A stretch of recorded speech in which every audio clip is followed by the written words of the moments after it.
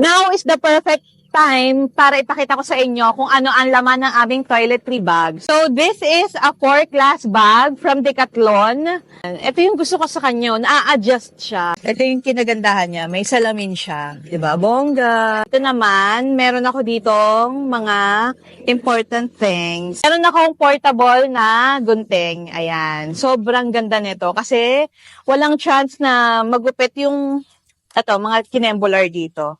Meron din akong pang-shave, may comb, nail cutter, hindi pwedeng mawala ang nail cutter, may nail file, tutuwa kayo dito. Meron akong mga individually packed na dental floss, tapos meron din akong individually packed na mga cotton buds para hindi siya basta-bastang mababasa. Moving on dun sa first na zipper, na big zipper, ang laman nito, ito muna tayo. Meron akong detergent powder. Meron akong mga hair elastics. Lalo na pag nagda-dive kami, kailangan nitong mga to. Hindi pwedeng nakahambalang ang mga hair. Tapos dito naman, ayan, nandito yung mga toothbrush namin, toothpaste. Moving on sa favorite na zipper part ko is ito. Ito yung itsura niya sa loob. O, diba? Unang-una na meron dyan is ito. Meron akong shampoo, conditioner, at saka body wash. Shower gel. Yan, ganyan.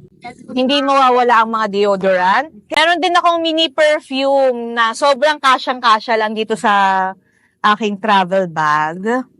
Sa Miniso ko lang siya nabili for $199. Ay, naman yung lalagyan na namin ng soap, nandun siya sa toilet ngayon. Maliit lang, tapos hinahati ko yung sabon para magkasya dito. Kasi hindi naman kami matagal nag-i-stay sa mga pinupuntahan namin. Tingnan nyo to, sobrang sakto. As an OC mother, saktong-sakto siya, hindi natatanggal. Etong mga to is very essential sa akin. Most especially, itong dishwashing soap.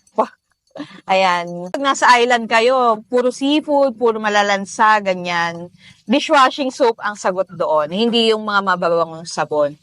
Next naman is sunscreen. Nilipat ko lang dito para magkasya siya dito actually. Meron din akong VCO. Medyo allergic ako sa dagat, sa mga niknik. So, ito ang kalaban. VCO. Ang kakambal niyan is yung insect repellent na ipapakita ko. Baby powder. Sa mga panahon na ayaw nyo masyadong madikit ang mga sand sa mga paa ninyo, baby powder ang sagot. Alam nyo na.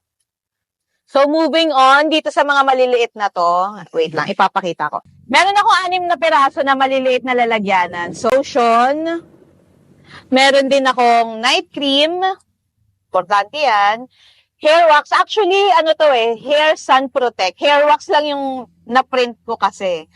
Facial cleanser, hindi mawawala yan. And yung moisturizer. Tapos yung kakambal ng VCO ko is yung insect repellent spray. Kailangan na kailangan yan, lalo na kung allergy kayo sa niknik. So, ayan. Ibabalik ko lang siya. I hope you enjoy my what's in my toiletry bag. So, ayun lamang. Bye!